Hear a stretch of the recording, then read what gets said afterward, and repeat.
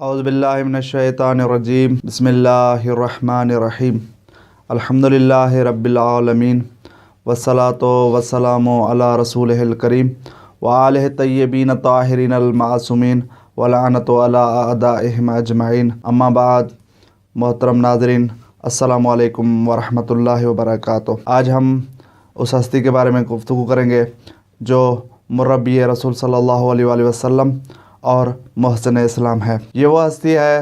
جس کا تعارف کسی سے مخفی نہیں۔ حضرت ابو طالب علیہ السلام کی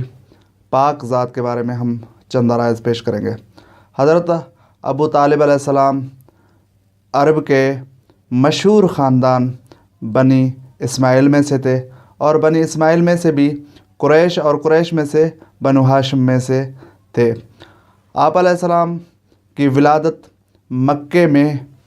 سن 549 عیسوی میں ہوئی، نبی صلی اللہ علیہ وسلم کی ولادت سے 35 برس پہلے۔ آپ کا اسم جو اس وقت پیدائش کے وقت رکھا گیا، بعض روایت کے مطابق عبد مناف یا عمران کا نام رکھا گیا۔ آپ کے والد محترم حضرت عبد المطلب کسی تعارف کے محتاج نہیں۔ آپ کا وجود، آپ کے والد گرامی کا وجود مکے میں ایک نعمت سے کم نہیں تھا۔ حضرت عبد المطلب جس زمانے میں مکے میں رہتے تھے یا مکے میں زندگی بسر کر رہے تھے، اس وقت مکے کی پوزیشن یہ تھی کہ پانی کی قلت، غذا کی قلت کی وجہ سے لوگ حتیٰ کہ پانی بھی پیسوں سے خریدتے تھے، اور حضرت عبد المطلب اس وقت یہ کام کرتے تھے کہ حجاج کعبۃ اللہ کو وہ پانی پلاتے تھے، یعنی ساقی حجاج کعبۃ اللہ تھے، اور آپ کی ہی برکت سے 500 سال بند رہنے والا زمزم جو دوبارہ آپ نے کھودا، اور اسی وجہ سے آج تک مکے کے لوگ اسی زمزم سے سیراب ہو رہے ہیں۔ یہ حضرت ابو طالب علیہ السلام کے والد کی کرامت ہے۔ حضرت کے والد گرامی جسم کی وضع کردہ بہت سارے احکامات کو اسلام نے اپنے اندر ایک اہم رکن طور استعمال کیا گیا ہے۔ جس طرح آپ نے کعبۃ اللہ کے 7 چکر کی تعین کی یا دیت نفس کو وضع کیا، یہ سارے رکن بعد میں اسلام میں آ گئے۔ اور حضرت ابو طالب علیہ السلام کی والدہ ماجدہ کا نام فاطمہ بنت عمر، یعنی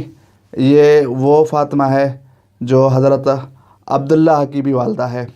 جس کے لیے آپ صلی اللہ علیہ وآلہ وسلم سے روایت میں ہے انا ابن فواطم، یا دوسری روایت میں ہے انا ابن فواطم الثلاثہ، میں 3 فاطمہوں کا بیٹا ہوں، اور ان میں سے جو کریم ترین فاطمہ ہے وہ یہ فاطمہ حضرت ابو طالب کی والدہ اور حضرت عبداللہ کی والدہ تھی۔ حضرت ابو طالب علیہ السلام کا پیشہ، ویسے تو آپ خود ثروت مند تھے اور آپ مالدار آدمی تھے، مکے کے اشراف میں سے تھے، مکے کے سرداروں میں سے تھے۔ آپ کا پیشہ جو تھا حجاج کو پانی پلانا، جو حجاج یعنی بیت اللہ کی جو کمیٹی تھی، ان میں سے آپ کا یہ کام تھا کہ ان کی ضیافت کرنا اور ان کو پانی وغیرہ پلانا۔ یہ پیشہ جو ہے اس دور میں یعنی ایک متبرک ترین پیشہ سمجھا جاتا تھا مکے کے عنوان سے، اور آپ کا یہ پیشہ تھا۔ آپ کی ہیبت اتنی ہوتی تھی کہ بڑے بڑے سردار آپ کو آتا ہوا دیکھ کر آپ کے لیے اٹھ کھڑے ہوتے تھے، اور آپ نبی صلی اللہ علیہ وآلہ وسلم کی جان اور مال سے زیادہ حفاظت کی۔ آپ نے سب کچھ اپنا داؤ پر لگا کر نبی صلی اللہ علیہ وآلہ وسلم کی حفاظت کی، جو آپ کے بہترین کاموں میں سے ایک کام ہے۔ آپ نے جس طرح نبی صلی اللہ علیہ وآلہ وسلم کا دفاع کیا، یا اسلام کو جس طرح آپ نے پروان چڑھایا، اگر مسلمان اس بات کو ہی تسلیم کر لے تو میں سمجھتا ہوں کہ ان پر حضرت ابو طالب علیہ السلام کا احسان ہے۔ جب کفار مکہ یا قریش کے سرداروں نے حضرت ابو طالب علیہ السلام سے یہ مطالبہ کیا کہ اے ابو طالب آپ محمد ہمارے حوالے کر دیں، آپ جتنا چاہے مال لے لیں، جو چیز چاہے ہم آپ کو دینے کے لیے تیار ہیں، آپ محمد ہمیں دے دیں۔ تو حضرت ابو طالب علیہ السلام نے ان کی اس بات کو رد کیا، اور جب انہوں نے دھمکیاں دینا شروع کی تو حضرت ابو طالب علیہ السلام نے دھمکیوں کی پرواہ نہیں کی، تاکہ ایک مرتبہ ایسا بھی ہوا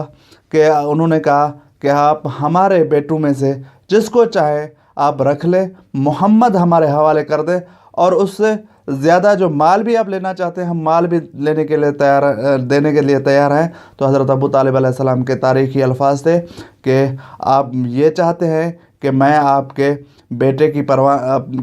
پرورش کروں اور آپ میرے بیٹے کو قتل کر دیں۔ آپ کے ایمان کے بارے میں اگرچہ بعض متعصب تاریخ دانوں نے لکھا ہے کہ آپ ایمان نہیں لائے تھے، لیکن در حقیقت یہ ہے کہ آپ کا ایمان آفتاب کی طرح روشن ہے، اور آپ کے ایمان کا انکار اس طرح ہے جیسا روشن سورج کا انکار ہے۔ آپ کے ایمان کے لیے بس ایک ہی جملہ جو امام جعفر صادق علیہ السلام سے منقول ہے کہ آپ علیہ السلام نے امام حسین علیہ السلام کے لیے جو فرمایا تھا، اشہد انک کنت نورا فی الاصلاب الشامخہ، میں گواہی دیتا ہوں کہ اے میرے دادا حسین آپ بلند صلبوں میں نور رہے، اور جن صلبوں میں امام حسین کا نور رہا ان صلبوں میں سے ایک صلب حضرت ابو طالب علیہ السلام کی ہے، اور جس کے لیے امام علیہ السلام امام جعفر صادق علیہ السلام کی گواہی موجود ہے، اور ایک معصوم سی کی گواہی کے علاوہ اس سے بڑھ کر کوئی دلیل نہیں ہے آپ کے ایمان پر۔ اور آپ علیہ السلام کی رحلت بعثت کے 10ویں سال بروایت 26 رجب کو ہوئی، اور آپ کو آپ کے والد گرامی حضرت عبدالمطلب کے محضر میں دفن کیا گیا۔ والسلام علیکم ورحمۃ اللہ وبرکاتہ۔